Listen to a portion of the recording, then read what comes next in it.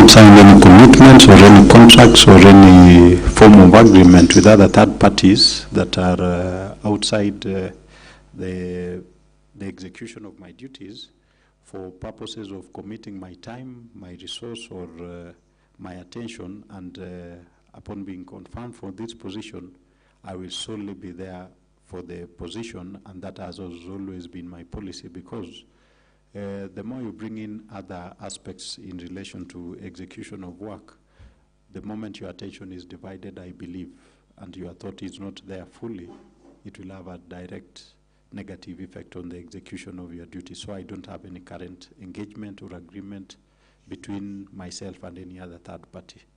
Thank you. Okay, thank you.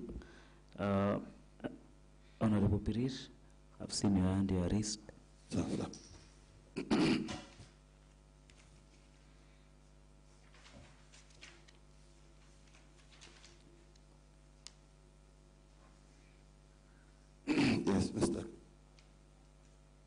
Yes, Mr. Kirer.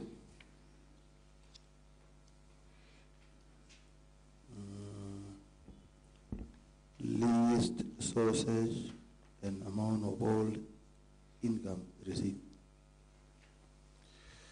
Okay, thank you, Chair. Like I'd mentioned, the good thing is that as at November of last year, when we did the declaration of wealth, and as at that moment, and based on the declaration I produced, most of my income has been from my salary, that is on the professional cycle paid by the employer. I'm a member of a SACCO, whereby I do get SACCO dividends, and by nature even of the execution of my duties, once in a while I get subsistence allowances, whereby savings could arise. Those are the major sources of my income. And I'd mentioned the farming I do. It is not highly commercial, but in a way is a source of some of the income I do have. And among the assets I own tracts of land. I have one in Soin. I have a tea farm in Sigowet Ward. I have a plot with a house in Nairobi, Kitengela, and various account balances. Motor vehicles, I have 4 motor vehicles, and cumulatively they come to around 4 million cumulatively. And to balance off the same, I do have liabilities. I have loans. I have a car loan from the county government of Kericho that is currently at 1 million. I took it in 2019, an outstanding balance of 1 million. I have several loans from friends, and that's what actually make up my income vis-a-vis my wealth. And to balance it off, I think I'm worth around 20 million. That is including even of cash balances and M-Pesa balances, mobile money. Thank you. Okay, thank you. That's well answered. Honorable Rokony, maybe. Thank you, George. I know you've been in finance for quite some time, from 2013. I want to ask a few questions. Number one, there was a report from the Controller of Budget, the 3rd quarter, that was released, the 9-month period. Kericho County, from the observation, continues to hold a number of accounts from the commercial banks, and that is contrary to Regulation 82 of the PFM Act. Kirer, you've been the CEO before, and we expected this, it should have been sorted. At the moment, the only account the government is supposed to run is the interest bank account. But to date, Kericho County continues to operate those accounts. Tell this committee what you intend to do to ensure that doesn't happen. And number two, the controller of budget observed that county government of Kericho continues to submit, late submission of financial reports to the COB, and this will affect the preparation of the budget implementation. And sometimes it has resulted in delay in the disbursement of funds. Mr. Kirer, maybe you need to also tell this committee what you intend to do. And another one is the on-source revenue. Kericho County was put at 30.8%. That is around 392 million against a target of 1.2 billion. And remember, we only have, at that time, we only have around 3 months to go. So, Mr. Kirer, maybe you need to also inform this committee what you intend to do to ensure we have our own source revenues, we meet the revenues. And lastly, is the issue of pending bills. And I'm happy because you've been in that position for quite some time. At the moment, as from that report again, the county government of Kericho is quoted to have up to 403 million shillings worth of pending bills as of 31st of March. And it is, there is another document that we passed the other day, the Debt Management Strategy Paper 2024. Maybe in line with that, you can inform this committee of the total debts that this county government has not been able to pay. That is if you know. And lastly, is the use of manual payroll.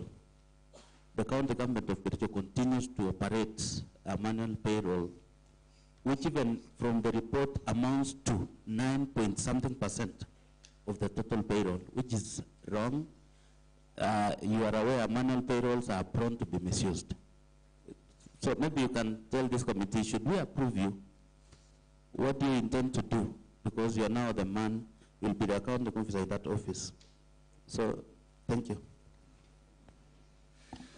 Thank you, Chair, and thank you, Mheshimiwa, for these questions. And I'll just go through them in the order presented. In the third quarter control of budget, in the county budget implementation review report, it was mentioned that we hold several bank accounts. For the purposes of execution of government mandate, you will find that the same will be operated through several bank accounts. And what I can confirm is the accounts are duly authorized as per section PFM section 119 on the opening, operation, and even the signatory mandates held in the same accounts. And a big portion of these accounts is, and I see us not really moving quickly to the, as envisioned the movement to the treasury single account. That will be a solution in the long run. But currently, some programs, like for example, the ones funded by development partners, they come with the conditions, and the conditions is maintain a separate special purpose account for purposes of ring-fencing those funds, and so that they can be used solely for the program activities. And the discussion happening right now across the country is it possible that all these accounts be domiciled in the Central Bank of Kenya? I'm a proponent for having all these accounts in Central Bank of Kenya, because to reconcile, to do financial reports, it is really seamless and straightforward. And having them in Central Bank of Kenya forces everyone to use our financial management system, which in government currently is IFMIS, and to run reports and reconcile items when you have it in electronic form. It is quite easy and straightforward. So I've mentioned the purpose of the conditional grants. There have been subsequently in 2023, for example, the FIF Act was passed by the national government. In Kericho County, we passed it in 2021, the Health Services Act, Health Services Management Act. And that again delineates the money, like the funds collected from the health facilities, which will be collected. And now in this case, the FIF Act prescribes the Chief Officer Health as the accounting officer in charge of those funds, to operate the same, up and until capacity is built and structures are put in place, such that all these establishments are under IFMIS. They will be, for purposes of expediency and execution of programs in the hospitals, there will be need to have the same bank accounts in commercial banks. As much as we have several bank accounts in the commercial banks, we do maintain a register of the bank accounts, and as previously mentioned, we comply with PFM 119 on the operation, opening and closure, and we make it a requirement that we have a county treasury representative as one of the mandatory signatories. This for purposes of having a view, such that should anything happen in any of our accounts, we are aware, and at least we have a representative from the county treasury. So the view is, at the end of it all, as envisaged in the PFM Act, we'll move to that treasury single account. So I'm a proponent for that, and by that, everybody will be brought on board. And based on even recommendations from this Honorable House, the County Assembly of Kericho, I think there are moves, there are discussions right now to bring more organizations into IFMIS and into operationalizing the accounts in the Central Bank of Kenya. And even so, we are moving from 1st July, our reporting framework will change from cash basis to accrual accounting. So it will make more sense to have a single account centrally, so that all you do is reconcile your balances in one central place. To move on to the next aspect raised, the late submission of financial reports to control of budget. Some of the reports that we do prepare, we know. What we strive to as a county treasury is to adhere to the statutory timelines. And the statutory timelines are very clear. At the end of every quarter, the quarterlies are expected to be submitted to the County Assembly, Control of Budget, the Commission on Revenue and Location, and the National Treasury. We always strive to do this, such that in a work plan and in our standard operating procedures in the county government for the finance section, we usually work backwards. We have agreed with the Control of Budget that by the 15th they should have these reports. So working backwards from that, we require the county governments to prepare their financial statements and quarterly reports by the 10th of that month, so that at least the county treasury, through the financial reporting unit set up under the Directorate of Accounting Services, is able to clean that data and make sure that the presentation and recognition and measurement of the various aspects of the financial reports and statements are in place. What again we try to and envisage to have, you'll agree with me, honorable members, that you can have shillings and you can have cents, but with the absence of non-financial information, you are lost. As a county treasury, I can say 10 shillings was paid to Company A under the Department of Roads, for example, and that is all I can say as a county treasury. What we really try to marry the two is the financial and the non-financial, so that we know the number of kilometers, who's the responsible officer, has it been capitalized, is it an asset, and that is really to do with the framework. And like I said, as we move to accrual, some of those recognition criteria will come in automatically. So the late submission of financial reports, what we usually strive is that by the 15th, the four parties I mentioned, that is the County Assembly, the Commission on Revenue Allocation, the Control of Budget, and the National Treasury will really have to invoke clauses in the standard operating procedures and in the PFM Act, which puts in the timelines on the provision and submission of the reports on time.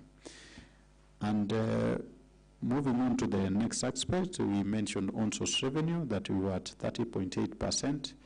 Yes, there has been a challenge on revenue, and we have mentioned over time, even appearing in this Honorable House, that the structure, we really have to relook the structure on how we collect our revenue. Why am I saying so? Is because the moment you mix policy formulation and the implementation of the same policy under the same establishment, it tends to bring a challenge, because the county government could put in a policy that favors or causes laxity in revenue collection.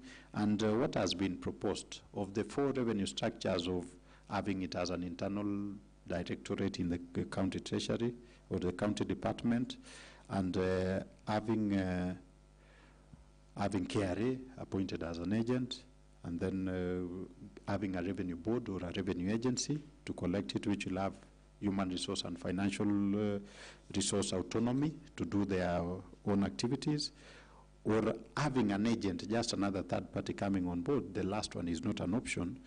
My thinking is, and this is, revenue is of great interest to me.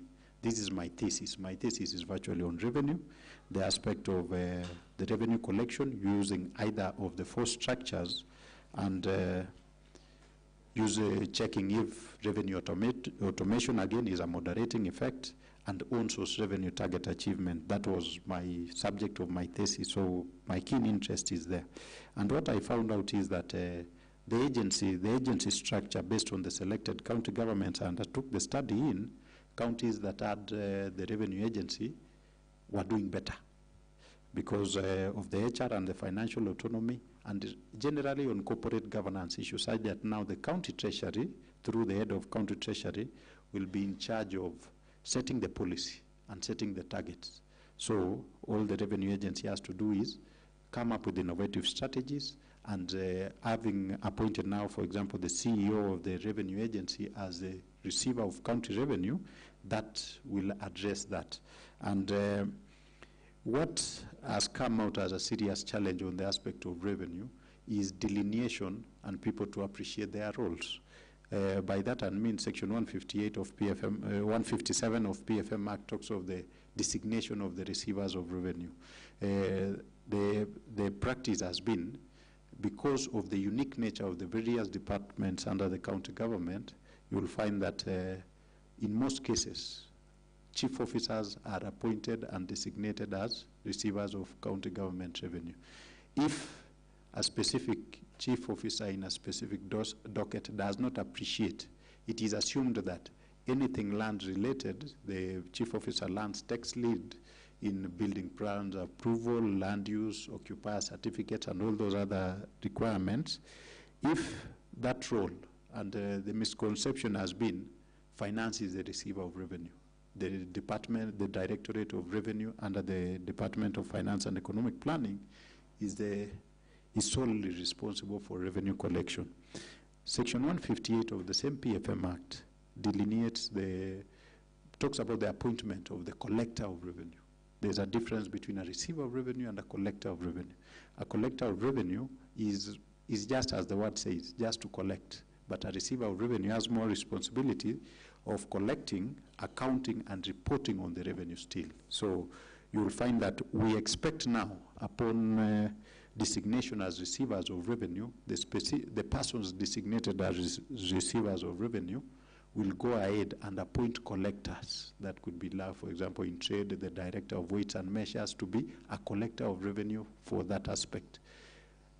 This is keeping in mind of the fact that the human element and the interaction with money. What we believe as the county treasury is, as much as you could be a collector of county government revenue, your role has to be clear where it starts and where it ends. Because we don't expect that, having been appointed as a collector of revenue, we expect to have in place mechanisms and easy ways of collecting the money so that we reduce the administrative cost of collecting the money vis-a-vis the actual revenue collected. And this is through M-Pesa, through pay bills, and through other mobile money platforms or direct deposits from the bank. The aspect is reduce the interaction between the human element, which is a weakness, and then the actual cash, which is actual cash. And I believe that as we go forward, that should be the way to go, and this will be within the purview of the head of county treasury, because the law mandates the head of county treasury, who is the CC Finance, to designate whoever he sees fit to be the receiver of county government revenue. As I previously said, having automated the collection of revenue, automation of collection of revenue improves target achievement. From my study, counties who have not automated achieve around 51% of their revenue target. Counties that have really embraced automation, the percentage moves to 58. And the question would be, why? Why? Because as much as we do have the human element and the interaction with cash, the why is because some repetitive manual processes, if the same are automated, it really simplifies. You don't have to have so much skill, you don't need that much skill and knowledge to operate the system, except the basic operational skills for the system. So that now, if you go in a pre-selected, because these will be excerpts from the Finance Act, if we are talking about T-Transport says, all the revenue collector or the revenue clerk has to select is the type of vehicle. Either it is a pickup or a canter, or whichever it is, or a tractor. And these having been coded in the system, it will automatically pick the amount, so it won't be up to the judgment of the officer to start negotiating. It is already locked in place. So automatically that sorts up a problem in itself of interpretation and application of the Finance Act. What I would really again propose, based on the structure, is the operational structure of the revenue section, so that you find that currently the segregation of duties are mostly functional, even when the receivers of revenue are being appointed, is on a functional mechanism. What I mean by that is, we want, for example, a revenue clerk to be all round, to understand the whole Finance Act, so that if I go to Tengecha Line in this good town of ours of Kericho, I shouldn't have 4 revenue collectors in that line. I shouldn't have somebody for parking. I shouldn't have somebody for Mama Mbogas. I shouldn't have somebody for confirming SBPs. It should be one person. And I would propose going forward that this be geographical. And this is actually another thing I found in my study. A revenue board was formed somewhere, and they were functional. There was somebody in charge of revenue for outdoor advertising only. So that as the person goes to verify the billboards in town, he is not bothered if the parking slot is passing through has been paid for or not. We need that to be an active discussion to everybody. And the belief is this revenue aspect needs to be a concerted effort. At the end of the day, when you don't meet our revenue target, it boils down to the next question. I'll go to the aspect of pending bills, because you'll have committed works using a budget, a whole budget which was balanced, but now if there was a revenue deficit, that bit will not be funded, and there'll be no funding to support the same. And the county realized that the revenue board that was subject of study realized that having this functional delineation of duties was such a big challenge. So what did they say? They have an hybrid of the same, but virtually there's nobody who can say they do have say over a revenue stream, but now it will be for purposes of the geographical location. And I equally propose, for example, as there are charters that are governing the municipal boards we do have, that is Kericho and Litein.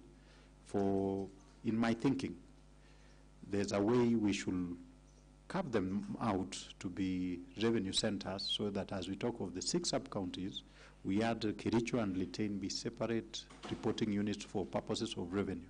I know there'll be discussions on The Litein ward will be affected when we remove the municipality, and then part of Kipchebor and the neighboring ward will be affected when we remove Kericho town. But at the end of the day, it is for purposes of easy administration of the revenue collection. With regard to pending bills, as I hinted, when we don't meet our revenue target, that is usually a challenge. And in doing so, currently, Chair, there was a question of where do we stand. As at Tuesday of this week, our pending bills stood at 403 million. These are certified bills on various stages of completion. And what we need to appreciate is that the pending bills figure is a very amorphous figure. As we speak right now, if payments are effected today, that figure changes automatically, because now eligible pending bills invoiced and processed up to the payment platform, that is internet banking, the moment they get there and funding is there, the same are paid, having been approved by the controller of budget. So to address the pending bills aspect, like the call that is there in our country currently, let's live within our means. That will be the best way to go about it, such that is as we go start implementing the AFIA, and you know, revenue is the cyclical nature of revenue is you expect some revenue streams to perform best in some quarters of the financial year. Like single business permits, you'll find it performing better from January to March in the window whereby we do invoicing and receipting of the same. And based on trend analysis and based on studies that have been done, commissioned by the government of Kenya, based again on the policy to enhance improvement of OSR, passed by the national government, the potential of Kericho is set at 2 billion. To improve the same, I think more has to be done on really going to collect the money out there and having the right base. The right base, by that I mean the integrity of the revenue database really has to be on point. For example, on land rates, the subdivision, the communal lands, and the lands that have changed ownerships without the office knowing, the city has need to clean that database. And by cleaning that database, we can say with objectivity, and are supported again by the County Government Act, which advocates for a GIS-based database system, so that we should know the number of M-Pesa shops in Kericho town, and even the pending bills, we should know the registered premise. When we should know pending bills per ward specifically, and on the nature of the works done, and link the same to the specific assets. And I think the Department of Lands has a system that they are really trying to upgrade it, and then that should help us in setting up our plans and to ensure that we collect the right revenue to cover pending bills. I'm really not worried about the exchequer from the national government, that in a way usually comes, and for conditional grants and donor funds, that one, it is usually good to take a safe approach, get the money first, and then do the work plan and spend the same. So the biggest component that really worries is the on-source revenue. And again, with the introduction of the FIF Act, you see now going forward, come 1st July, when implementation goes full cycle, will not be reporting on hospitals. So I know this assembly is at an advanced stage of approving the Appropriation Act, and those are some of the discussions that will have to be had immediately we cross over the financial year, because those ones now will have their own reporting mechanisms, their own financial statements. All the county government will be reporting on is the transfers we will give to them from our exchequer. The good thing in Kericho is with the level of certainty I can, and then I applied for 20, I brought on board another 50, and it depends on the engagement mechanism of these people and the terms of service of their engagement, such that you find some people have payroll numbers, you will find some people, and I'm happy that there has been a move towards cleaning up the payroll bill.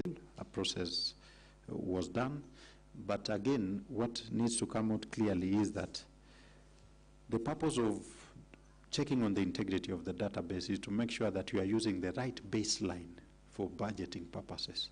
Because if you say 1.3 billion and disaggregate to the revenue streams, if, for example, you expect 400 million from land rates, you should have a valuation rule that when you multiply by the percentage of the unimproved site value of the land, it should give you the 400 million.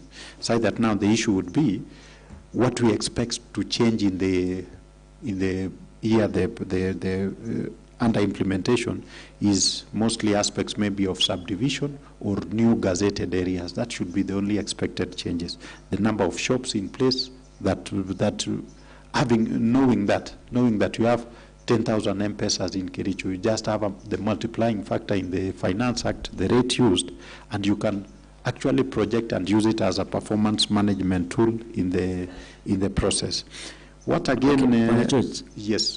Taking you back, you said about the shops. You know, the other time when we had a meeting at ILS, we had requested you to do mapping to know how many M-Pesa shops do we have, how many shops, how many butcheries, how many papa shops. Have you taken any step now, being among the people in the system, to do that? You know, first things first. You know, we have talked about mapping, we have talked about even the gadget system, all those things. We are saying Isha said and done. Okay, thank you, Chair.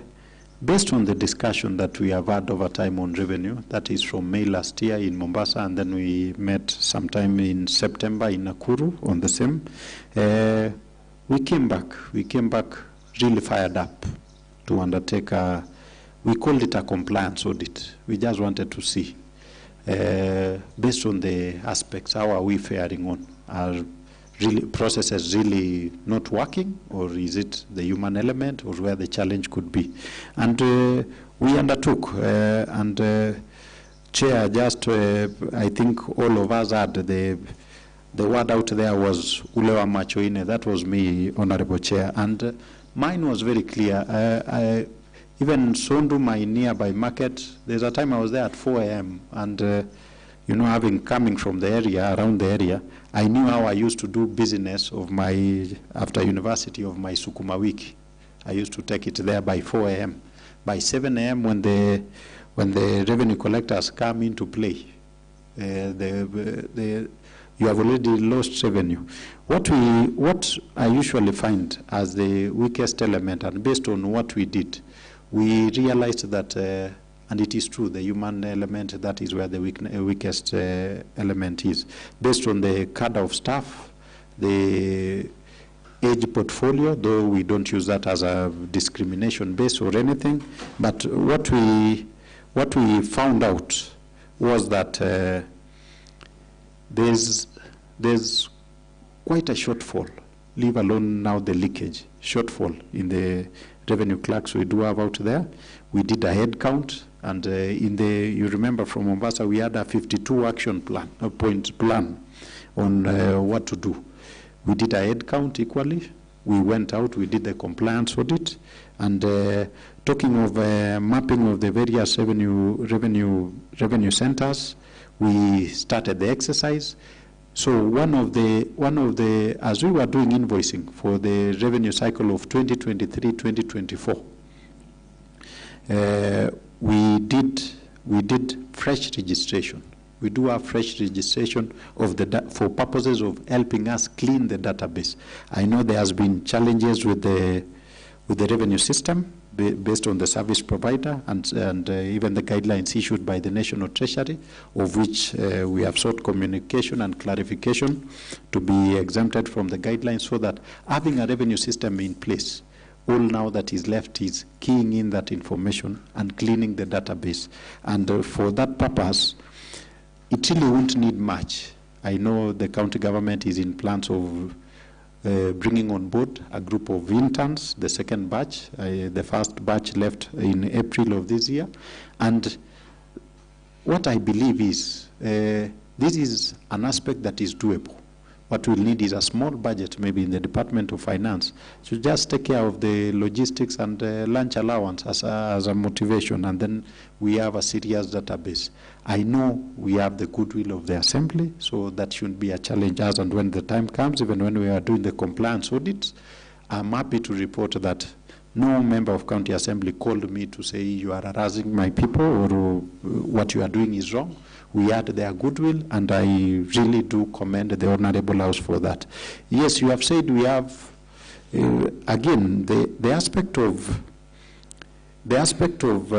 civic education. That's another aspect that I've seen we have always lagged behind in a way. And there's the public participation. Some people assume that to be civic education. It's not. Public participation, you are collecting views from members of the public, or now they want to be governed, which projects they need to be done, and in which period. But civic education is, as much as even the Finance Act we have finalized, so the Appropriation Act has been passed by the County Assembly. CRA even proposes for you to have a simplified Finance Act in the local dialect to communicate the same to the people. Say that now, should you go do compliance audit, we met this in some of the centers. I think that was Honorable Birir's ward, where people said, we don't know about this. You just came, we gave our views, you went, right now you are coming to collect the money, and you have not told us about this. So Civic Education County Government Act, it's a requirement, so that now all the legislation passed by the County Assembly, and this one we have to partner because now this is the legislating arm of government, now we can do this efficiently and jointly without so much cost. So that now, when we pass the Finance Act, we have a very simplified, abridged version, so that Mama Mboga will easily understand.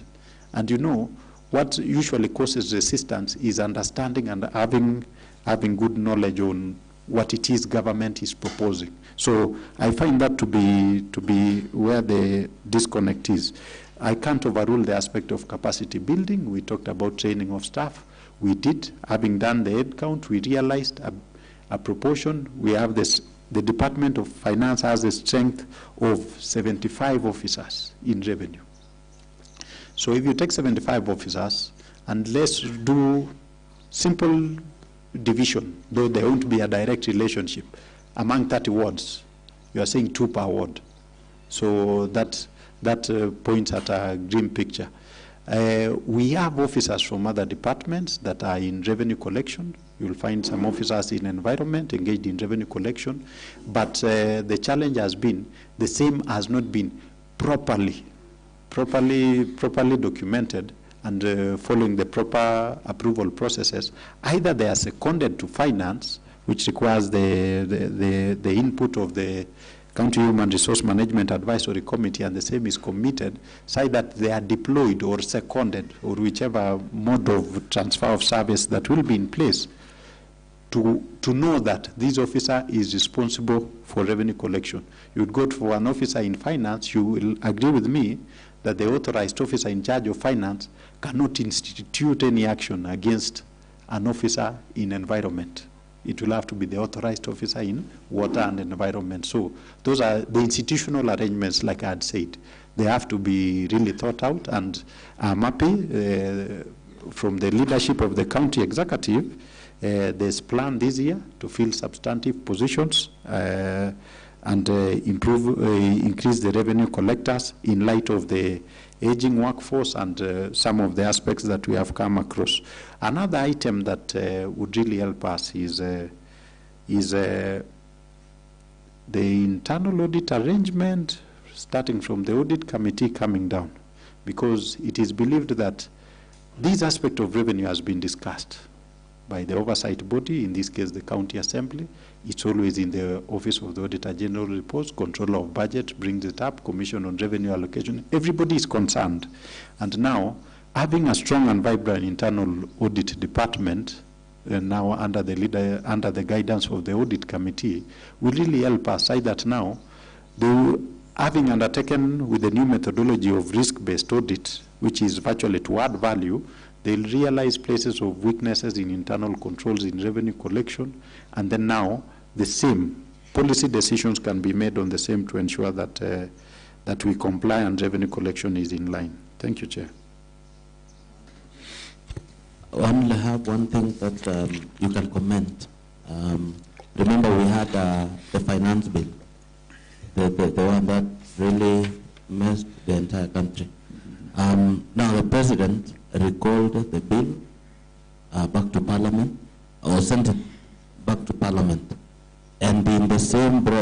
put in place a number of austerity measures.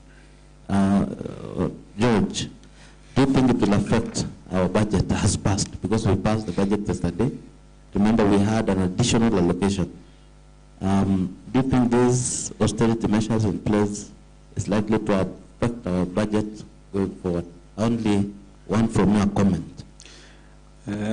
Thank you, Chair. That is a live discussion. It's unfortunate that things got to where they got. Lives were lost. It's unfortunate. Condolences to the families, and we really pray for them this hard time.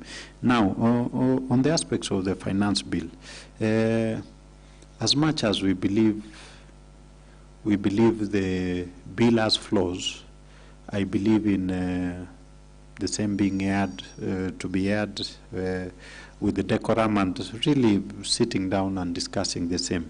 That aside, on the key matter you have asked, that the finance bill was rejected, sent back to Parliament, in a way, yes, it will affect our budget, because the finance bill is pronouncing the revenue measures of government to finance the budget. So if the finance bill does not come at par with the budget, even as much as we'll say the Division of Revenue Act has been passed and counties will get this allocation and we provide for it, if the revenue is not raised, it will affect our operations. What we really need to understand now is, as the same bill has been rejected and sent back to the National Assembly, I know the National Treasury will obviously give guidelines, and I know that is the next logical steps, that for purposes of the position we are in, and assuming that the Finance Act 2023 could raise this much, could we revert back to using, let's say, the figures that were used in 2023 for our budgeting and everything else? And I believe once those guidelines do come, and based on the mantra again that in government it has to be in written form, once those come, and I think now the discussions will be had then between the executive and the county assembly on whether we'll do a supplementary budget. But until the same comes, we believe that everything will work out in the end, and the national government will adhere to the Division of Revenue Act. So yes, in a way it will affect. But again, we await further guidelines on the same from the authority on public finance in the country, that is the National Treasury. Thank you. Okay, thank you. Maybe before I give to Rogony and other honorable members to ask you some few questions, that section we defined our rules and orders, that we will be precise and onto the point, simply because that's relevant in the House. And after checking through your CV, I realized that you have made up application on competencies of revenue collectors and non-source revenue targets, achievement amongst the elected counties in government of Kenya. So we believe in you, and I pray and I wish you the best so that you can come and implement those sectors. So I like to give the honorable members to ask you some few questions, and it will be direct to the point, because in some few minutes we will be expecting another nominee in the House. Thank you, Chairman. George, on potential conflict of interest, can you identify the family members or other persons, parties, categories of litigations or financial arrangements that you are likely to present potential conflict of interest when you first assume the position to which you've been nominated to? I know you've been there before. Explain how you would address that. And lastly, I know you've been the chief officer in charge of finance, and sometimes there are a number of audit queries. Can you tell this committee if you've ever been charged in a court of law in the last 3 years? If so, specify the charge, where the matter is ongoing, the present status of the matter, or whether where the matter is concluded, the judgment of the court, or otherwise, how the case was concluded.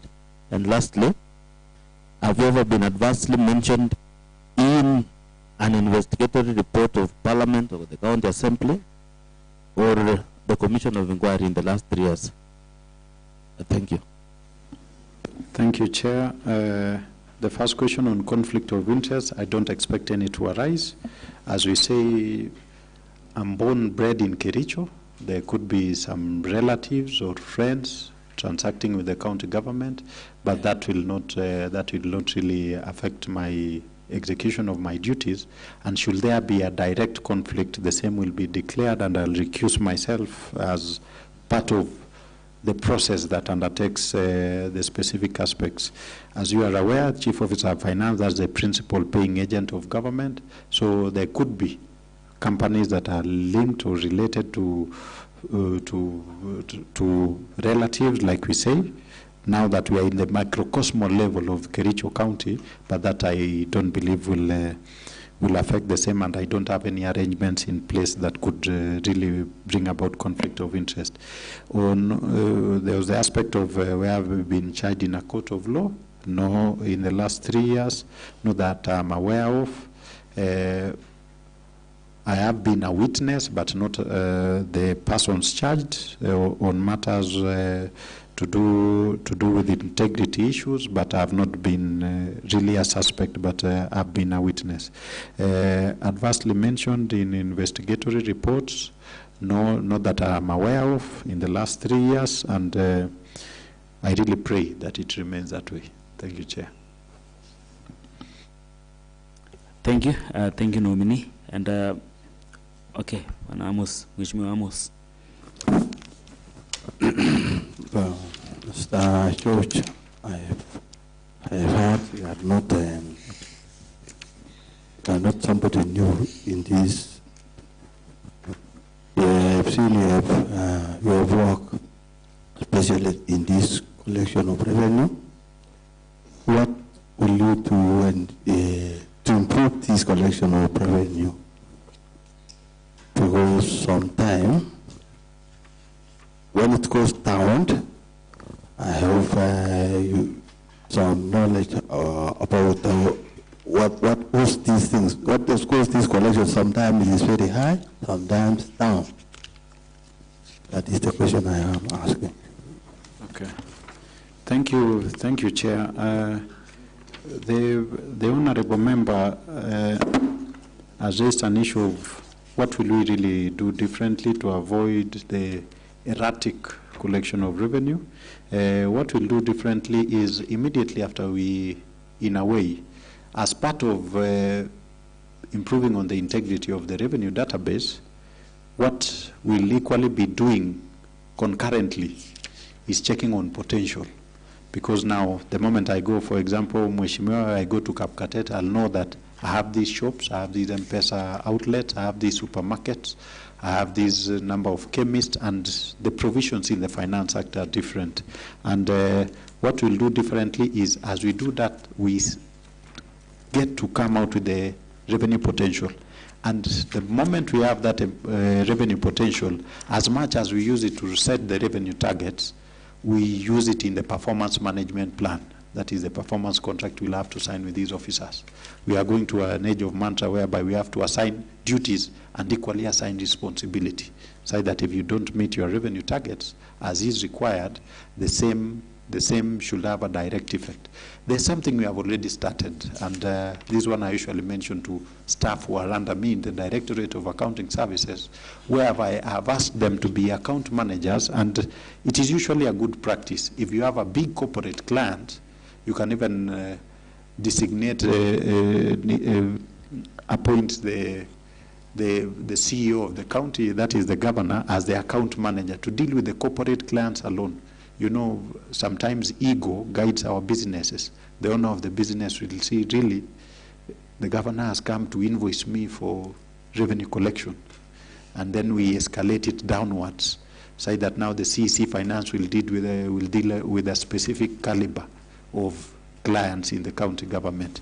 In a way, having such institutional arrangements will reduce the collection costs of the revenue, so that now we don't have people running left, right, center, and yet we are not able to collect in good time. I had mentioned the aspect of capacity building. We want really to bring on board, for example, the Kenya School of Revenue Administration is the authority on matters revenue collection in the country. We want to bring on board KESRA, and I attended a training recently, and they said all they need is a request from us. And again, you'll agree with me, as they come on board, there'll be a cost implication. So in the budget of this coming year, we have planned to bring on board KESRA to really take lead and take charge in the training of our officers, as much as we have the Commission on Revenue Allocation and even the National Treasury and even the authority in government, the Kenya School of Government, to teach people on basic skills like even public relations, customer care, so that we go away from this aspect of using brute force to collect revenue. And yet somebody, like I said, in civic education, they didn't know they are required to pay. And then the next thing we are doing is going there with brute force to collect the revenue. Again, this will be viewed differently. For example, say that now we disaggregate. If, in all honesty, I started my business in July of 2023 or June of 2023, I would propose that we apportion what you are to pay in the whole year to the remaining 6 months, or we change your calendar date for paying of taxes.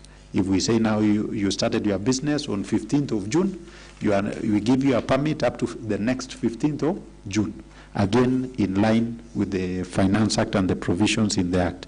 I really don't want to go to the graduated terror method whereby we start attaching property, locking businesses, because even in the compliance audit we were doing, somebody could explain to you, and they do have valid reasons why they haven't complied or they haven't paid the full amount. So the policy direction would be, have an arrangement whereby we can enter into an agreement with you and sign off. KRA does the same, a repayment plan, so that if somebody, it makes no business to close the business, you have not gotten the money, the economic outlook of the person is affected because you have closed the business. The person now will have to stay at home, and then now it becomes so strenuous and prohibitive, and please even to demonstrations. I understand the Assembly handled a similar issue recently. I believe it can be done differently. Thank you. Thank you. Thank you. Any honorable member? Okay, CPM George, I would wish maybe to ask you, having that maybe the committee will approve you, to be specific, can you be specific maybe on the duration that you will take for the automation of the revenue system when in office? And then the second one, it is clear that the people want to pay the revenue, but in return they want to see the value of their money. What measures will you put down for us as we maximize the collection, we also reduce the wastage, so that the people will not come again onto the street for the mandamanos? Having that also, we had a system that was working, then it was maybe due, then we also tendered another system which is not even working at the moment as a Kericho County. Thank you. Thank you, Chair. Like I had previously mentioned, with automation, revenue will increase because it really improves on the efficiency and the processes used in revenue collection. And to put an exact duration and time on the revenue automation system, that in a way is guided by the Procurement and Asset Disposal Act, because there are specific timelines and there are specific processes that will have to be put in place. Yes, there used to be a revenue system.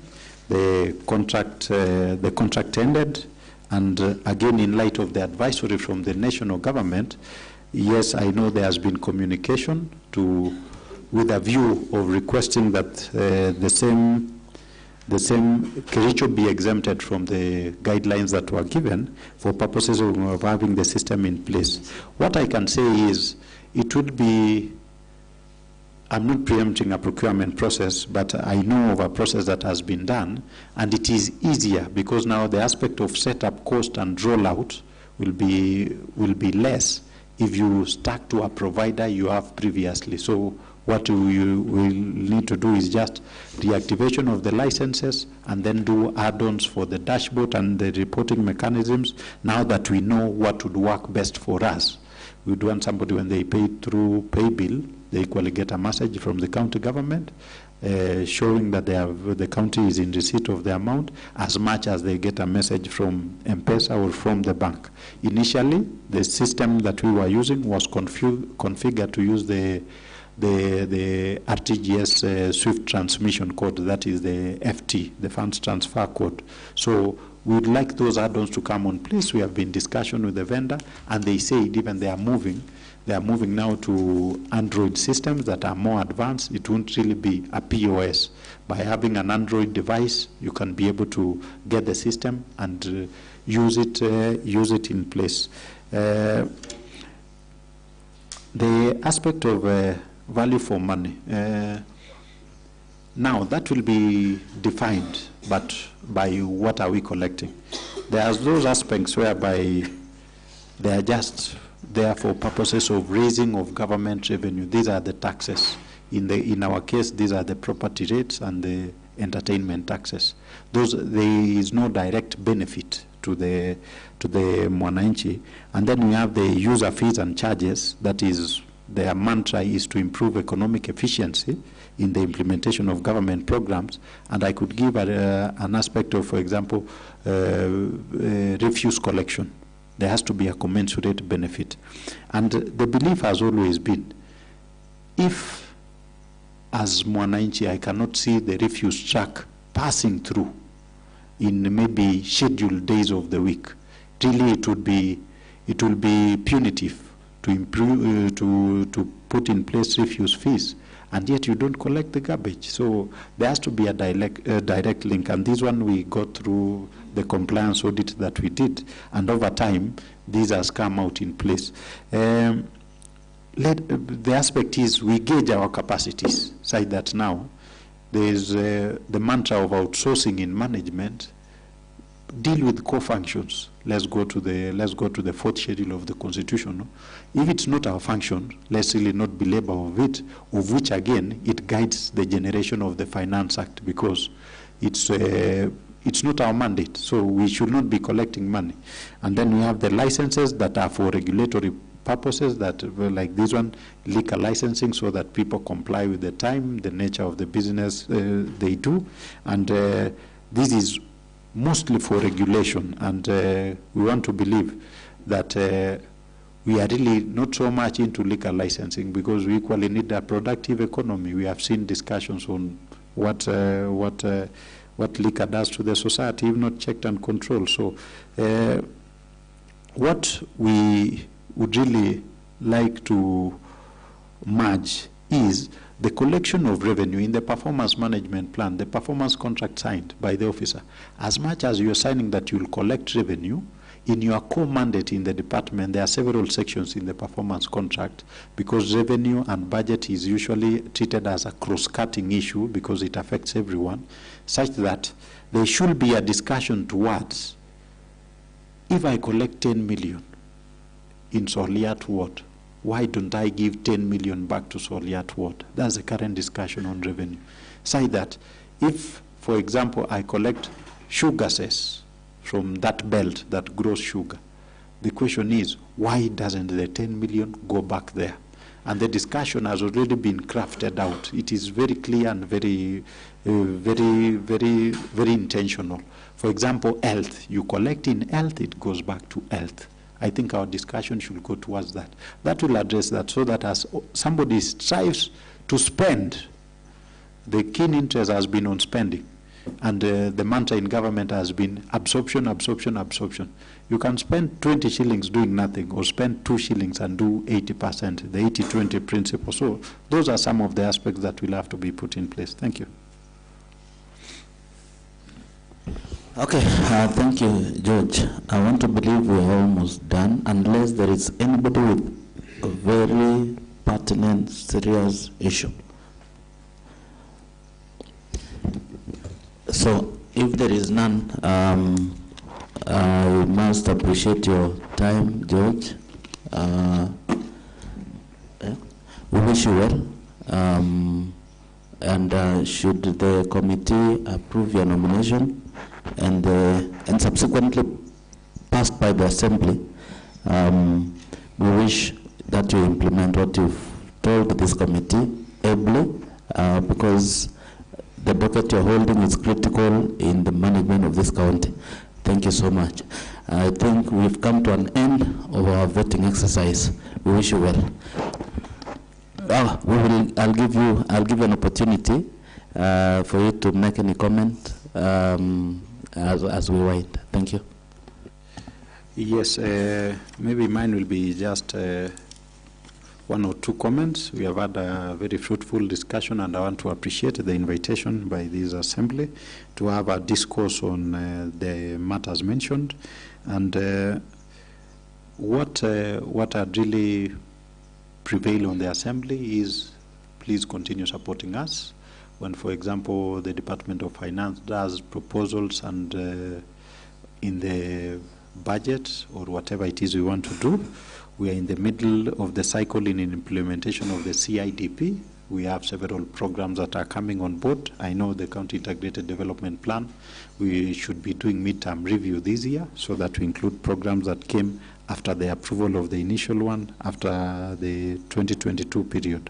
Again, I commit my full support and cooperation to all the parties, and we believe that as we strive to work on these aspects, the same will come out clearly.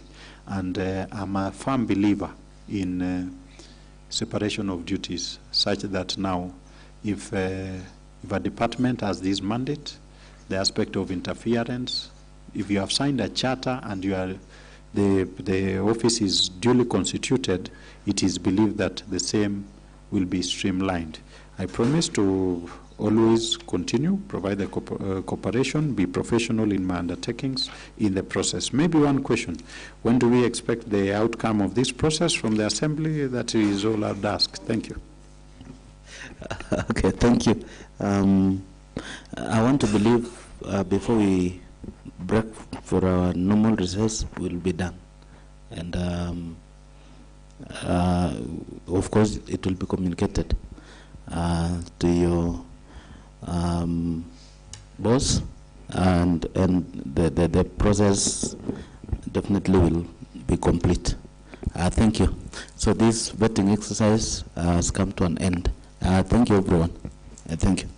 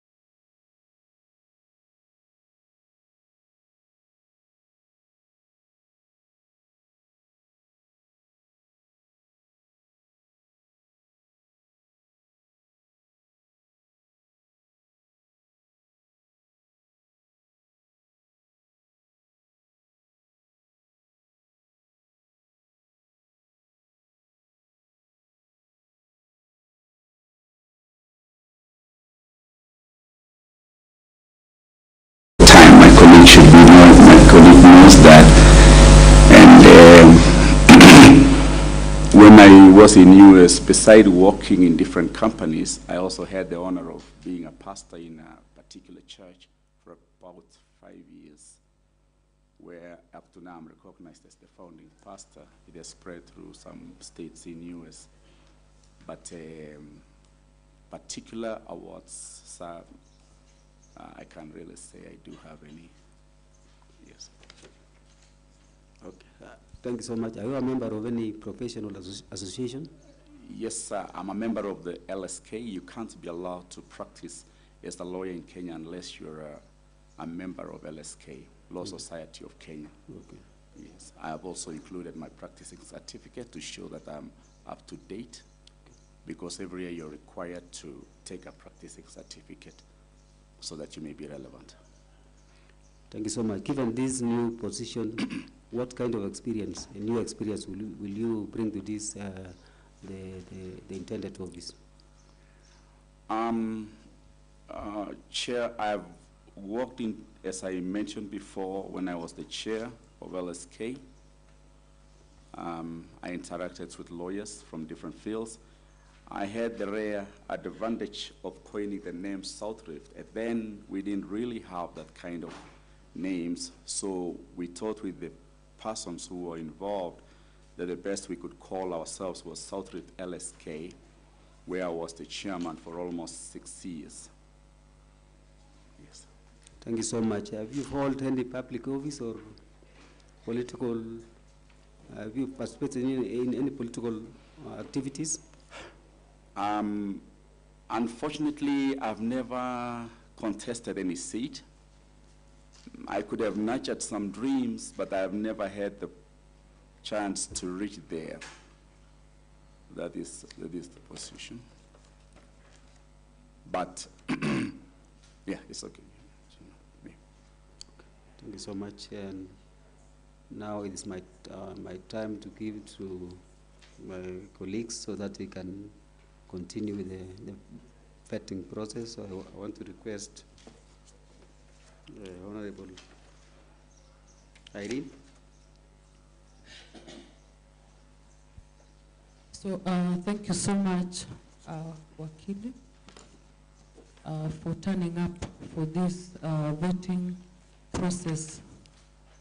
You've shared with us quite a number of job experience, and at this particular juncture, maybe in connection with what the chair has asked, we wish also to know if you have done by way of pro bono or charity work, that is by listing the specific instances, the amount you've contributed and the amount of time devoted to each.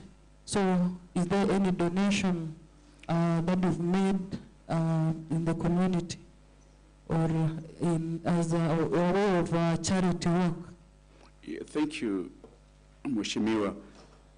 Legal profession is a very interesting part of life. I had an instance where somebody who had been, I could use the word, rejected by several law firms to give their legal expertise, came to my law firm about a couple of years before. And he was faced with somebody who wanted to take his land. The land was about 10 acres, but the person who wanted to take it from him had the means. He was actually armed, and everybody was so scared of him. He was not able to, this gentleman, this older man didn't have the means, because we are talking of pro bono. He didn't have the means to pay any law firm, and that's why nobody was ready to take up the work. And beside that, the guy who wanted to take that land, I will not name names, was a little bit arrogant.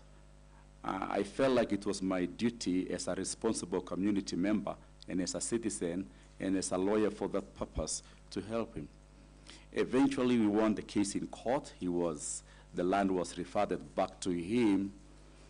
It was a little bit hard because the guy who was armed even came to my office and he wanted a fight Of course, I knew by God's grace I was not going there was nothing I could do, but I told them, look, I had to do my work as a lawyer.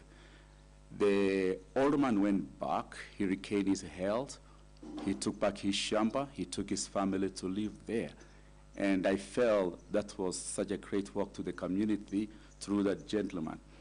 I've also handled several murder cases and several other issues where these parties don't have the money to do. Because in every legal aspect, you are presumed innocent unless it is proven guilty. You are proven guilty. So these persons are supposed to be represented by all means. So when the government gives them legal representation, they don't believe that that could be genuine enough as to help them in such situation. So I have had the honors and the duty and the responsibility at times to step in and help. Besides that, in my village where I come from, I do help out with students who may be in the university and fees becomes an issue. I also do help out with those families. I remember one instance, if you allow me, Chair, where I was faced with a mother who was expecting twins for that matter, and the family was so incapacitated in terms of finance. They had no money to take the mother to the hospital. They requested me to help. Now, I had to meet with a gynecologist who could help here in town, and I had to pay from my own pocket. The boys now are in high school. They're doing very well. One of them has been given my name, and I felt that was such a work to the community. I could cite so many, but I believe that should be enough. Yeah. Thank you. Thank you. Okay, we also wish to understand some one or two other things. Tell us, because we are vetting you for the CEO office of the governor, kindly highlight for us your main responsibilities as the chief officer, office of the governor. And on top of that, again, how do you plan to work with the governor and other key stakeholders to achieve administration goals? Chair, most respectfully, I realize that being a CEO is not a small job. It's almost the apex, crucial part in the executive department. Now, I realize that I should be able to coordinate very well, should be able to direct policies, should be able to plan either on policy planning, legal planning, and different other roles that are available there. I would kindly request the second part of the question if you could. How do you plan to work with the governor and other key stakeholders to achieve the administrative goals? Chair, you see, I can only be able to work best with the governor if I understand my role. And if I should be able to communicate very well with him. I should be able to talk with the governor and bring out the different policies, because I believe there are different policies that should be implemented in the office. For example, in regard to planning, in regard to finances, in regard to budgeting, in regard to procurement, and different other fields. So these are things that we have to follow up strictly and bring it to the desk of the governor and tell him the position. I'm also aware that there is a ceiling in terms of finances that are provided there. These are things that I should be able to bring out to the governor so that we understand the position of the finances that are available. And maybe before I give out the mic, how do you intend to motivate, in these public offices, our staff? There are so many. And how do you intend to motivate and empower the staff in the office to perform best? Like in every environment, even in the family, I believe in listening to my kids. When I did my first degree, there's something called employer-employee relationship. I believe in management-employee communication, so that at least every dream and aspirations in terms of job placement, in terms of career opportunities, should be brought to the realm and understanding and knowledge and view of the employees who could be junior or who could be working under me. What I'm saying, Your Chair, is I believe in an element of transparency and availability. I also believe in the ability to be able to communicate by whichever language that I do have. If it's in using the vernacular, whichever language, I should be able to communicate with them. There is nothing so beautiful than when your employee feels like his views are accommodated and understood, so that even if I don't agree with whatever decisions they may be planning or whatever ideas they may be planning, at least when somebody feels that their ideas are accommodated, listened to and understood, they'll be able to. Beside that, Chair, employees should be able to see a career path as seeing advancement of their careers. So if there are several opportunities, I should be able to bring it to their attention so that they may know they are going to climb up their ladders. They are not going to remain where they are. Okay, thank you. And lastly, on my part, and this one, it is more of it is a personal. It is directed to you as a person.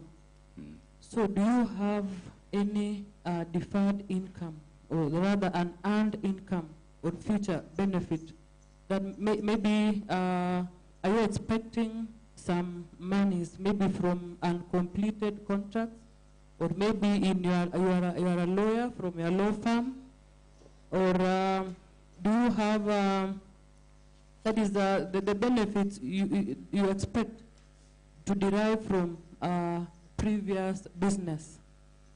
Yes,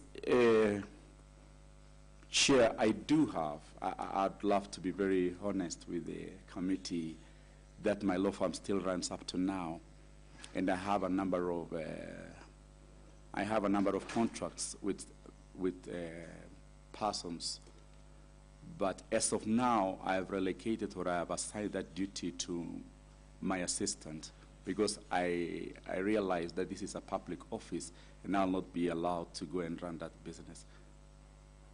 That's the position. You've engaged in any contract? Maybe, okay, the contracts they normally give out in the county or the national? Unfortunately or fortunately, I don't have any. Okay, thank Chair, you. yes. Who next? Thank you so much. Chair. Yes. Maybe before we move on, even though I'll still come in later, you told us that you were the legal advisor to the previous government, that is Professor Jepkony. Would you please tell us something to do with, you know, Professor Jepkony was pursuing farms with the multinationals. And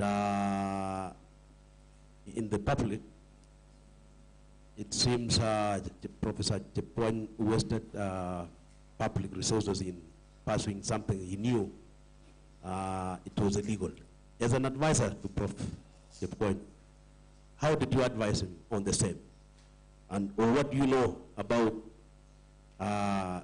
the issues of those farms when Jepkony came in? Chair, respectfully to the previous government, when I came in 1 year into their rule, I got a privilege to try to understand what was going on. And I cannot specifically say that these issues was brought to my attention. As a legal advisor, I'm not going to use I'll use a better word, but the position was, unless you are asked for information on a particular issue. You see, in political circles, unless, or in legal jargon, unless somebody asks for your advice, sometimes it may be very difficult to give.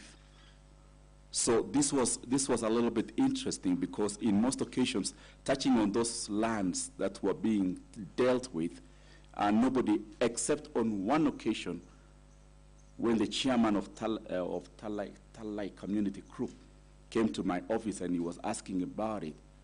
So I took that opportunity to go and investigate to know actually what was happening.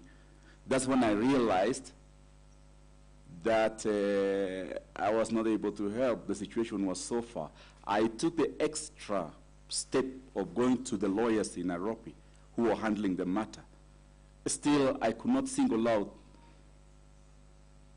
any document that was in court. Then, I'm saying so respectfully, and then after that, they never forwarded any document to my office so that I may be able to give my advice. But I know, as a matter of practice in our law firm, the first thing you're supposed to do when you have a claim against anybody is to do what we call a demand notice. Basically, that is a very first step.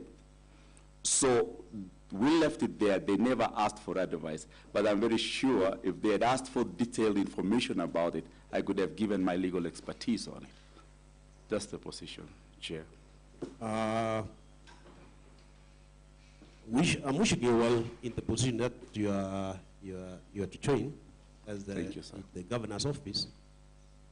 But still, I'm not satisfied because you said that you were the legal officer to the previous government. And it could be you overheard, or it was in your table, that Prof was pursuing some farms in the multinationals. There was a legal officer from outside this country. Before the previous government reached into, bringing in that legal officer, I tend to believe this is something you had discussed in the table, and you advised him to go that route by bringing in that legal officer. That, as much as you would like us to entrust you in this big office that you are taking over, you were there before, you now want to come in. What kind of advice would you like to give to the current governor on the same? Thank you, Chair. Maybe it's also good for me, Chair, to point out that I came in the final part of his administration and in the first term. And by then, the process of land issues had come in. They had already secured lawyers for them. So when I came, already lawyers for them had already been put in place. But I only served for the last 4 years of the administration. Now, about what I could advise was, I've always said, when given the chance, that anything that could be serious, that could attract legal ramifications, it could be very important. It's very important to consult with the legal department. A case in point, and I'll not name names, was when I was brought about the issue of I could call it hot air or whatever, contracts that were done. And people suffered, they were fired because of that. There were no contracts that were valid, that were signed. And I pointed out to the administration that before any contracts is signed, before any contract is entered into, they should bring it to the attention of the lawyers so that they may look at it and see the implications. At that point, the persons who were involved lost their jobs. So it's good to consult with the legal department for everything. Law permeates every sector of the executive. And unless lawyers are consulted, it becomes a big problem later on. So I would be available even to do that part if I'm given the chance. Thank you so much, Lenny, for your response concerning the concerns which were raised by honorable members.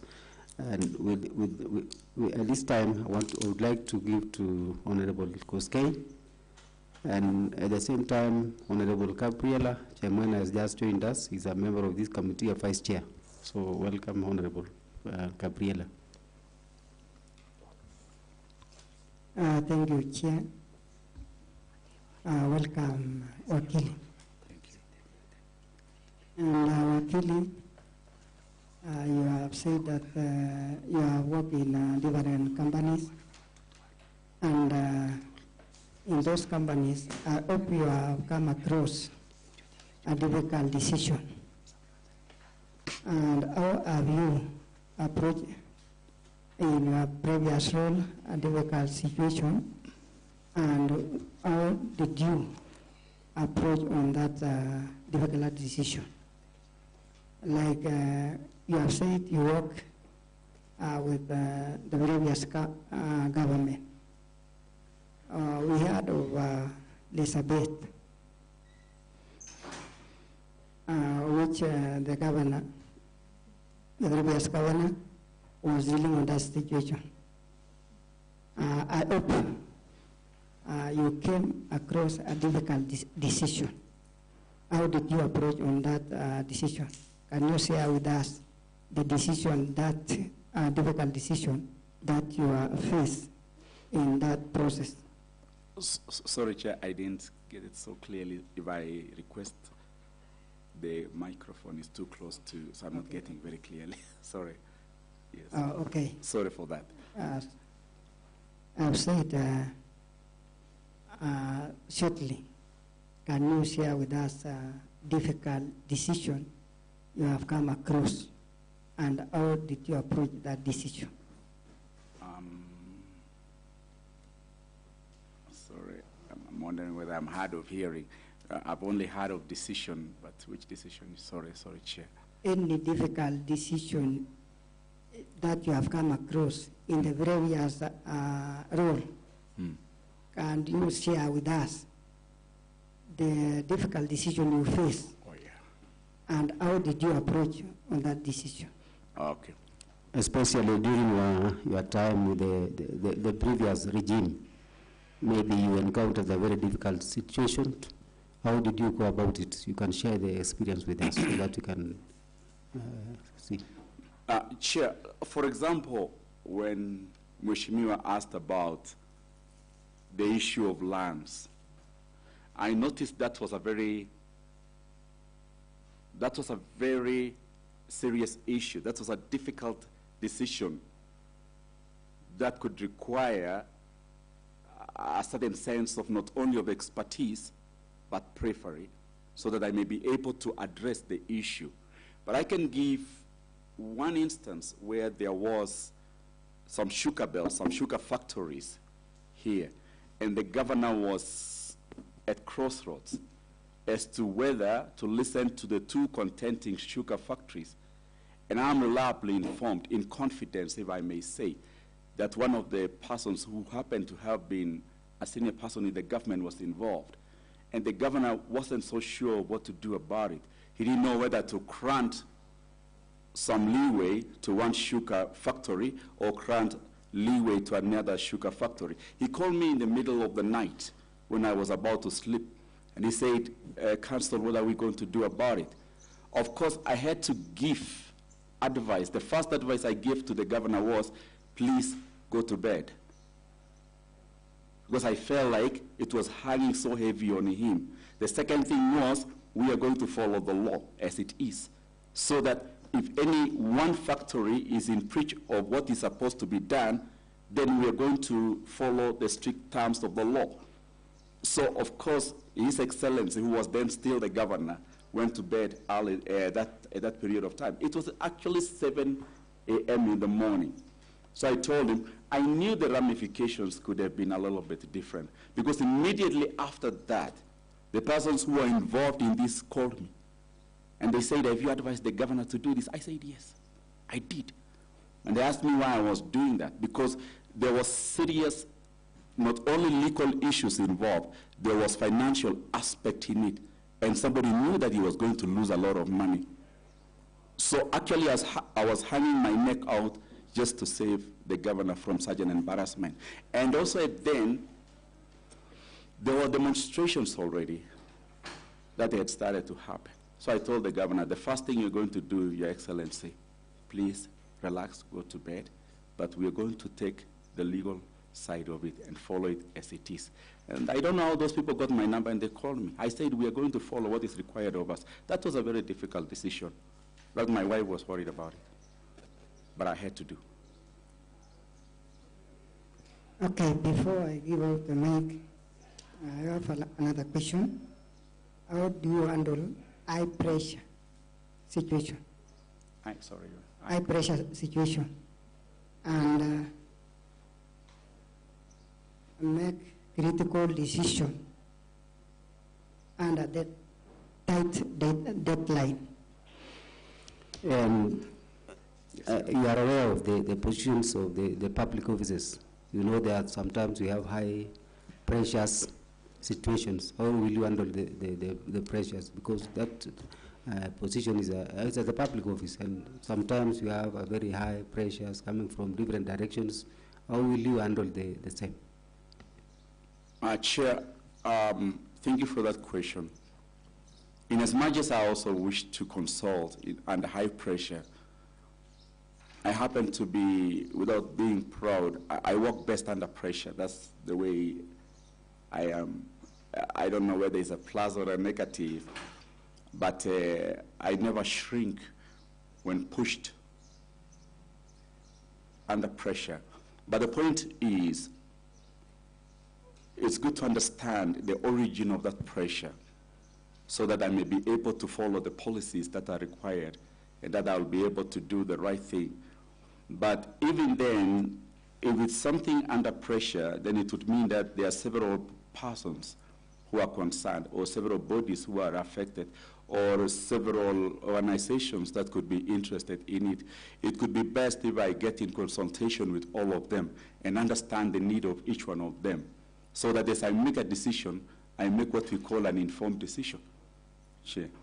Because something cannot, Chair, be high pressure without several parties getting involved and several parties becoming antagonistic. So if all these persons are antagonistic to each other and it comes to my desk, I should be able to understand each one of them separately and come to an informed decision without panicking.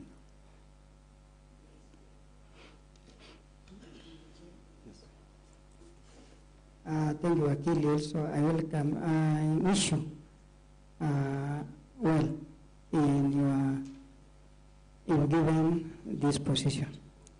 Thank you so much. Thank you so much, Honorable Koskei.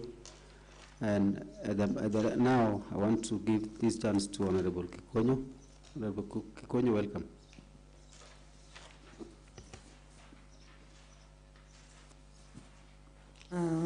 Thank you, Mr. Rene.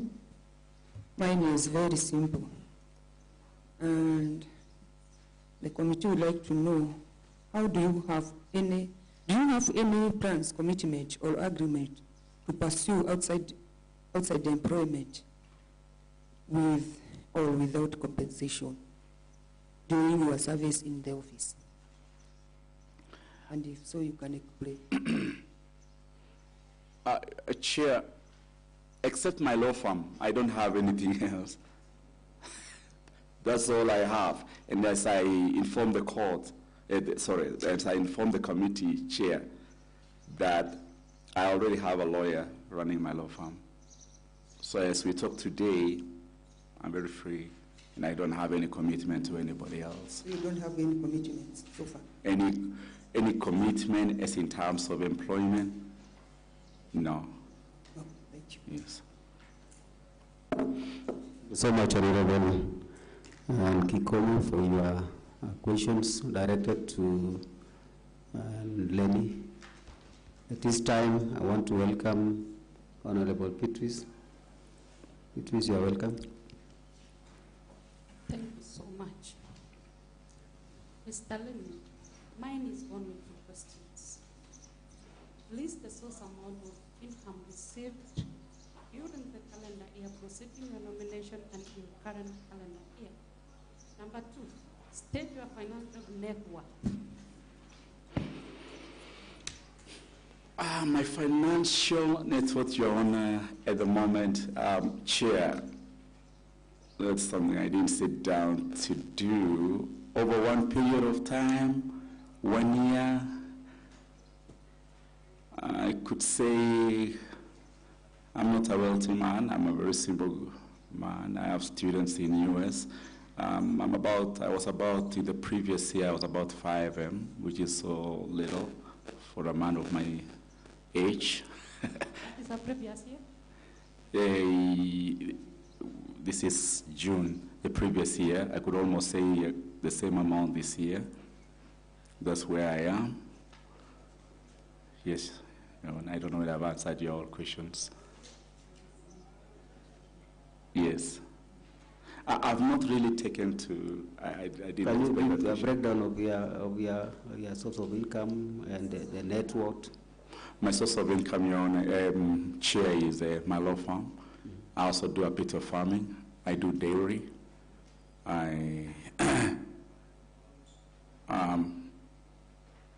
That's it, you Chair. I'm as simple as that. I don't have contracts, which people do. Yeah. You don't have any estates? No, not at the moment. This is informed by the fact that, and it's good to be honest, that I was out of the country for a long, long time. And when I left that country, I didn't carry anything with me. I left all to my sons and daughters in that country. I had to come and start afresh in 2018. Of course, I have land where I've built my house or my home. A few patches of land here and there. That's all. How big is your farm? Sorry? How big is it? And do you have any cars? The one I live in at home is about 3 acres, which is small. I have bought myself some also close in my closest county, the same number of acres, about 3. Of course, as we talk now, I'm thinking of expanding more because I've got sons and daughters who would want to have some things from their father. But that's the much I do have. Do you own a car? And I have. Do you own a car or cars? Yes, I do have a vehicle. And as I said, I do farming. I also have a tractor. I have a lorry. The tractor costed me about 3M.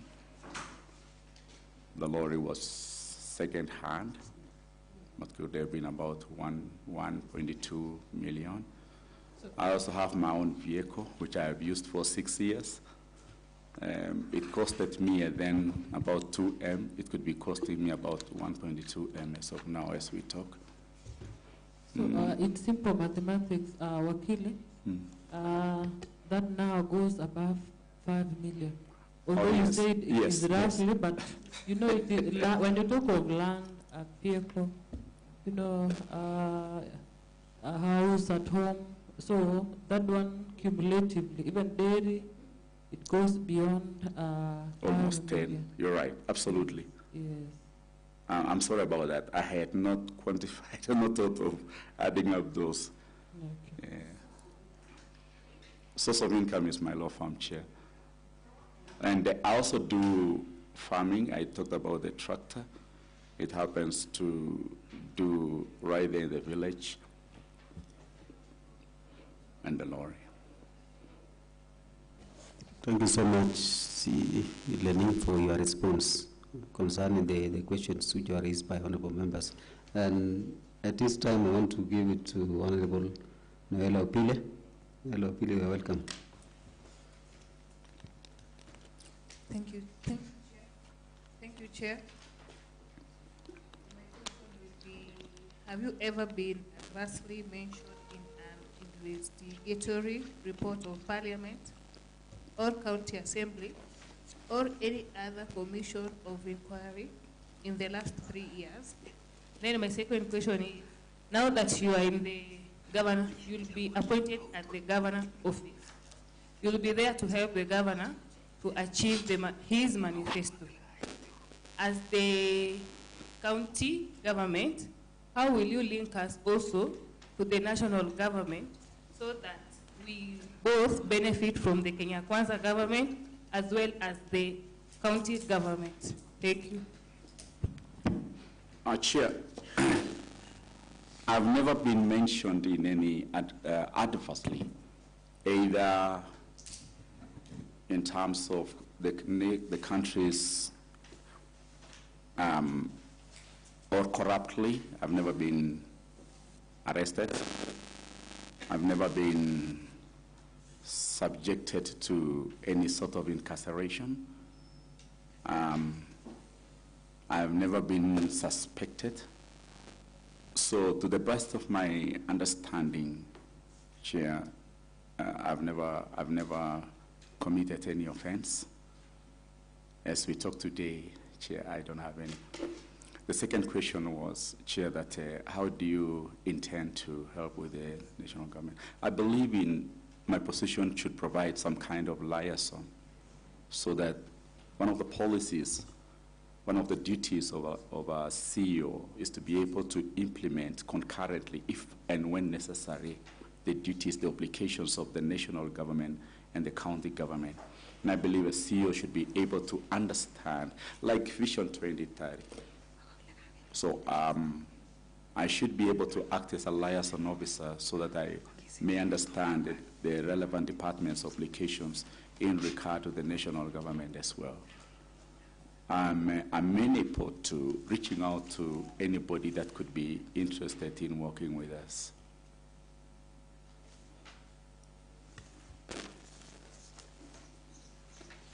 Are you satisfied, member? Oh, let me give to Honorable Paul P. Thank you, Chairman. Mr. Lenny, yes, now that if today you're given this office,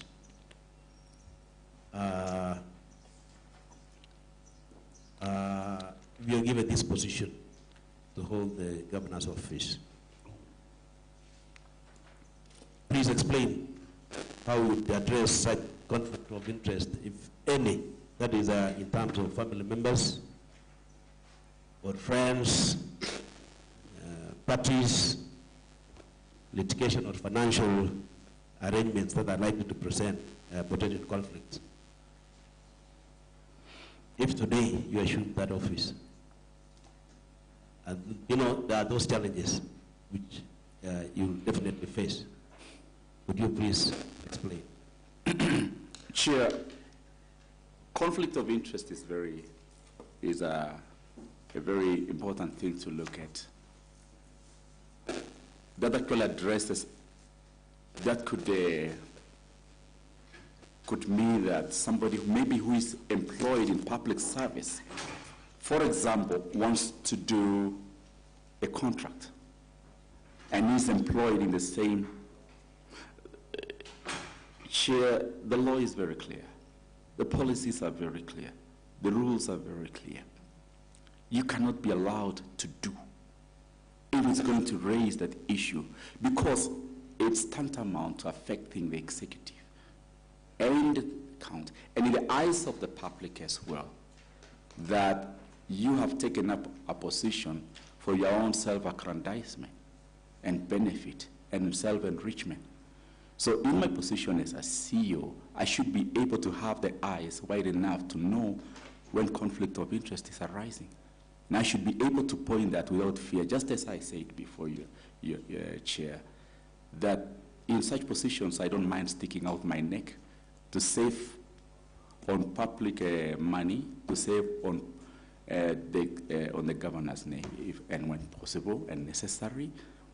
So my eyes should be open enough. For example, Chair, if somebody wants to do, as I said, contracts, and he is employed, I have to bring that to his attention, that it is illegal to do so.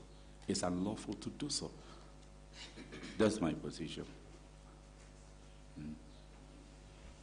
Benefit of doubt. Because I wanted you to be open and frank. It's, you know, we are good in that, in saying that the law is there, you know, we must follow the rules. It's happening in our country. And maybe because you worked in the US and we understand how you guys work. But come back to our country now, to our home. All these practices are there. Your brother, you know, has applied for some position, and you are there. How will you handle that? Please come up.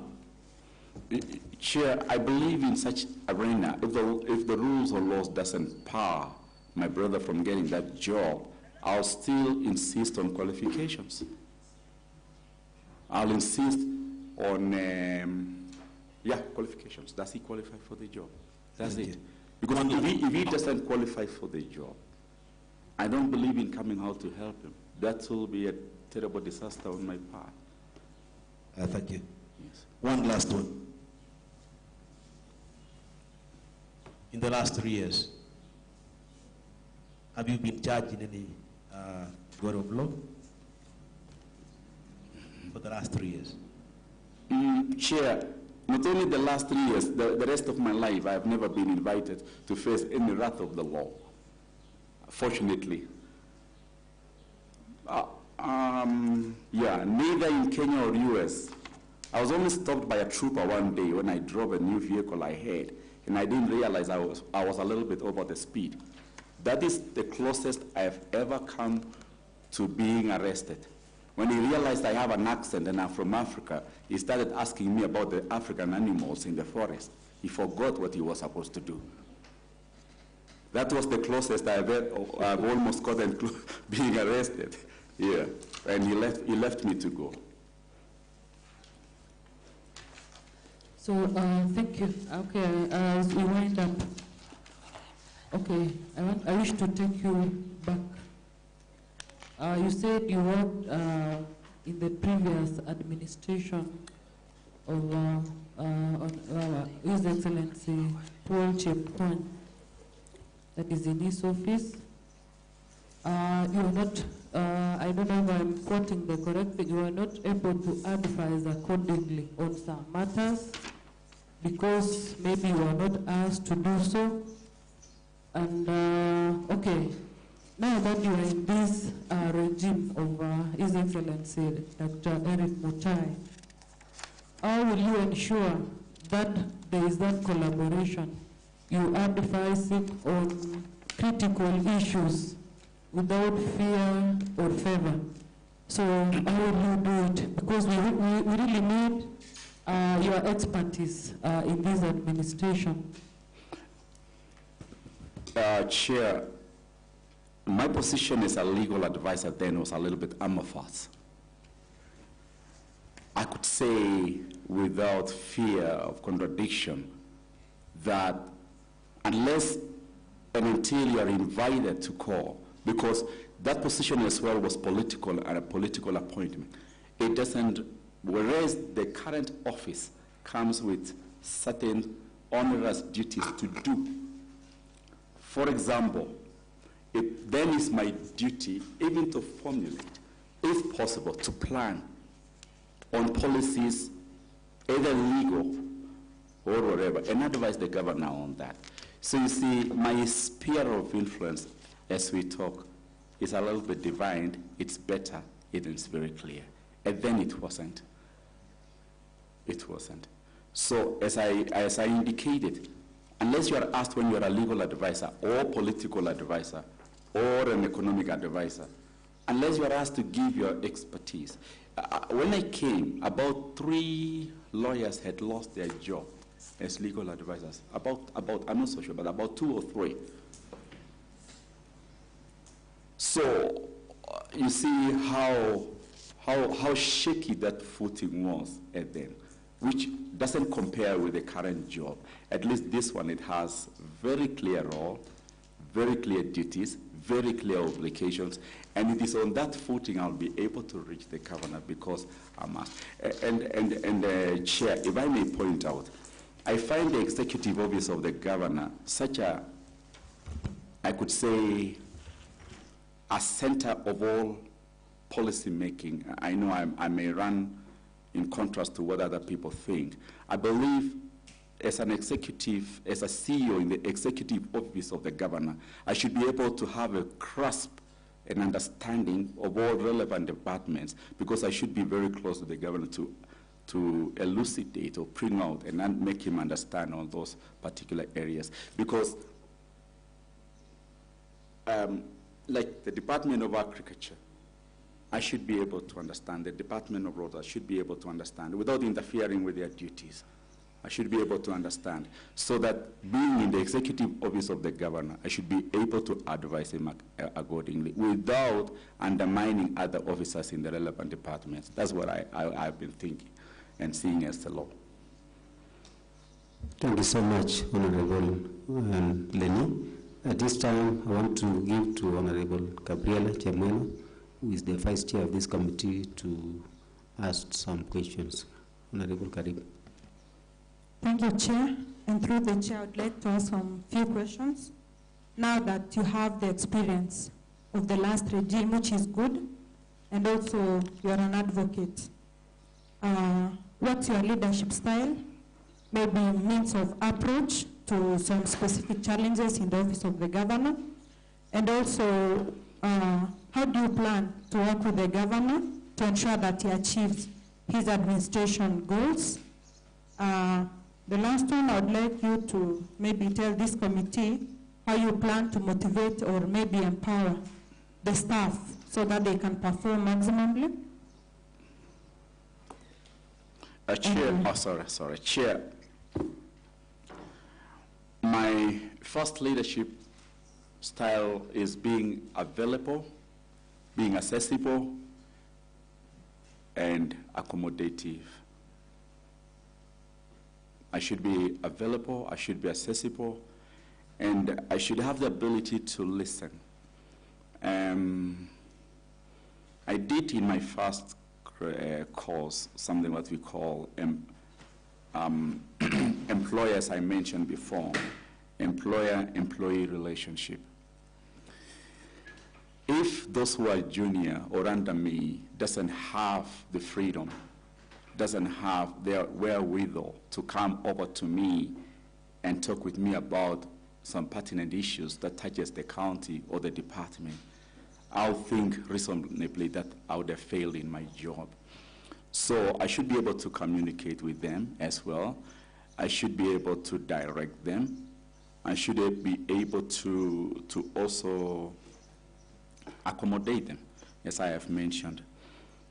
Chair, the second part of the question is, how do I motivate them? As I mentioned before, that it's my duty to bring out the best in them by showing them the career opportunities and placement and advancement that could be available to them, and also listen to their grievances.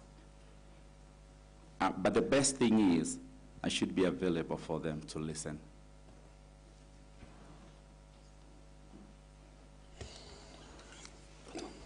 One final one, Chairman. Yes.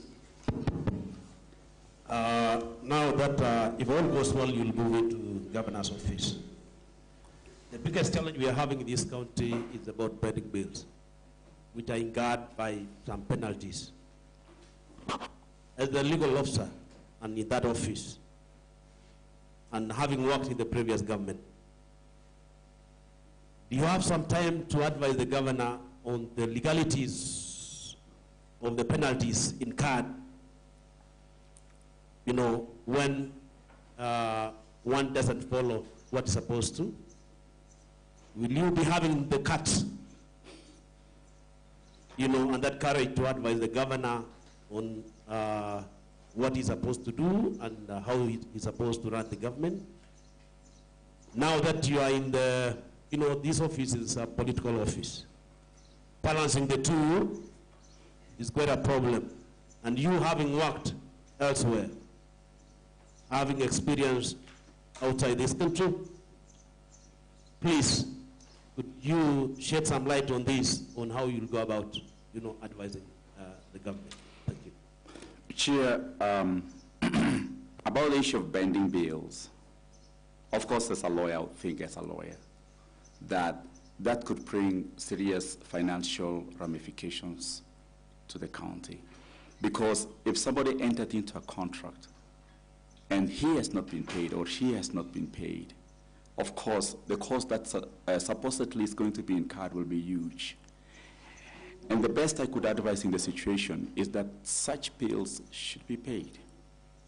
But of course, Chair, it's also important to know the source and the origin of those pending bills so that a clear investigation is done if there was any dirty hand, allow me to use such a language, if there was anything that was not correct, then it should be corrected. Chair, they say not all that glitters is gold. We don't take anything by face value. And when a document is presented to you for a claim, I should be able to provide some investigatory skills and advise that a body sufficient to unearth anything like that should be put in place. Because assume, for example, that a pending bill of 20 million is placed on my desk. Is it my duty to just pay because I have seen some documents without carrying out any investigation? I think if I pay without carrying out an investigation, and more so if that was done during a different occasion when someone else occupied the office, it's my duty then to investigate and understand, because that could be subject again to further investigations, and I could be subject to anti-corruption investigation if I pay without understanding where that thing came from. So when we call it in law due diligence, I have to do due diligence. Like if land has to be sold, I should be able to do due diligence and ascertain the clear position of that land before it is purchased.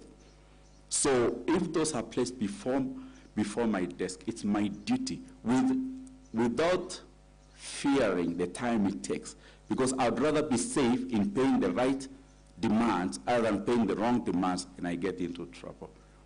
So I would advise the governor and whoever is concerned. Now, you have also talked about political ramifications. There could be political consequences for everything that is done. But if the payment is correct, I believe political ramifications could be on the positive end, other than the negative end. That's my position.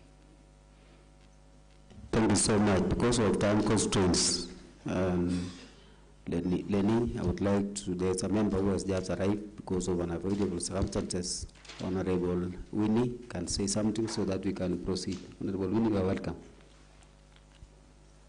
Okay, thank you very much, Chair. And sorry for being late. I'm Honorable Winnie Langat, member of the Peace Committee. Congratulations on your nomination, and I wish you all the best. Thank you. Thank you so much, Honorable Winnie. Honorable Winnie had unavoidable circumstances to attend to before she came to this meeting, so Honorable Winnie, we wish you well. And because of time, we have friends of this committee, and I would like to give to Honorable Fancy to give a few concerns so that we can finish our pre-vetting process, our vetting process. Thank you so much, Mr. Lenny. And I think you are fit for this office because you've talked of your background, and it's more of law than accounting officer. But anyway, as you said, you'll become a liaison officer through all the offices and advise the governor accordingly. My question is about the budget we passed yesterday, and it was not inclusive, according to me, that the budget did not include the gender mainstreaming and the youths, the PWDs, and again in Kericho County we have a lot of gender-based violence, defilement cases, and many widows are struggling to get their lands or inherit their lands. How are you going to advise the governor to implement this so that we reach to these women, we reach to our youths, and we reach to all vulnerable groups, that we are all belonging to Kericho County, and we should be given services according to the policies in place. And I'm happy that you've talked of many things you've done to the community. You sound more of a mediator even than any other thing. So how would you advise the governor we salvage our Kericho County? Because many of the things are really behind. Two, you've talked of the hot air. The hot air which was done by the last regime. There are so many contracts which they said they did, and it was hot air, which really made our Kericho County to be behind, and many of the hot air was paid. So how would you advise then again, so that the contracts, the similar contract will not be done in this Kericho County? And lastly, the land issues. The land, as Peshima has talked about it, you know that it's so emotive, and when you touch a land in a Kalenjin land or in a Kalenjin place, it's something which really needs to be taken care of and be handled with care. So how are you planning to handle all these land issues which are in Kericho County? You know them. I'll not tell you because you know. Thank you so much, Honorable Fancy. And because of time, Honorable Leni, you will answer the questions raised by Honorable Fancy. At the same time, I will give you time to give your remarks, the end remarks. At the same time, in your ID, your name is Leni Kibiegon A. Kiri, but in other documents, your names are Leonard Kibiegon Kiri. So you will tell us which is which. Yes. So you will answer those questions and then your closing remarks. Chair, before I answer the questions, let me mention something to do with the names. I was given the name Leonard Kibiegon when before we went through the usual Kalenjin rites, I'm sorry to say so. And later on, I was given the name Kirui, but we also have Arab as meaning son of so and so. So in my first document there, my first primary document is actually Leonard Kibiegon Kirui, which means that document was done before the passage of right that I went through later. Immediately I went to high school, I thought that name Leonard was too long, inclusive of Kibiegon, which is again too many numerals, and when you're doing an exam, you're given a short time. So I lessened it to Leni. I've done an affidavit to clear that issue because I knew it. I'm passionate because I have my own daughters, I have my own sons who could be taken advantage of. So these are issues that we need to bring. For example, I'm taking long about that. For example, those who are doing internships, usually I hear and understand, I'm made to understand that people take advantage of the young girls who are there by using them so that they may be given jobs. I have been vocal against it, and I say these people should not be taken advantage of. So what I would suggest to the governor is to provide an avenue, maybe open an office so that if somebody has a complaint against that, they should be able to bring it to the governor. Without taking time, there's the issue of hot hair that is about contracts. And as I said before, everything should be investigated before it is awarded. Number one. Number two, contracts should not be entered without bringing it to the legal office so that they may sign. Thirdly, because I know, Chair, that we are running time now, the issue of land. Land is an emotive issue. But again, if we practice due diligence as the county, Chair, I believe the legal department of the executive or the county should be strengthened so that they may be able to provide the legal advice that is necessary. But if we practice due diligence, those issues will not arise. And we respect land ownership without going into detail. Thank you, Chair. Thank you so much. Thank you so much, Leni Kiri, for finding your time to come to this vetting process. Your final remarks? Sorry. Oh, sorry. I'm lost for words, but I appreciate and I must thank all of you, Chair, for inviting me. When I entered these chambers, I got a little bit scared at first because I have never entered such a chambers before. But I thank you for inviting us, and thank you for inviting me.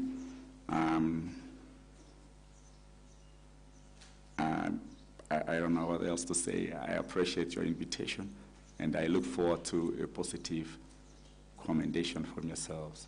May God bless you, and God bless your families.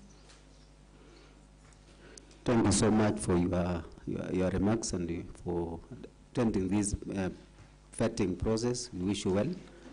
Allow me also to thank the members of this committee, honorable members and the staff, the members of the staff of the County Assembly, and the members of the public in the public gallery. We want to say thank you so much for attending this meeting. So we have come to the end of this process, and we wish you well. Thank you so much. You will collect you check your documents before you leave. And this one, there's another one here. So we wish you well and welcome again. So thank you so much, honorable members. The meeting now is adjourned until another time. Thank you so much.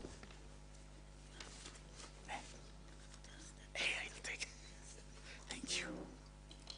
Yeah, you can now escort our nominee outside these chambers.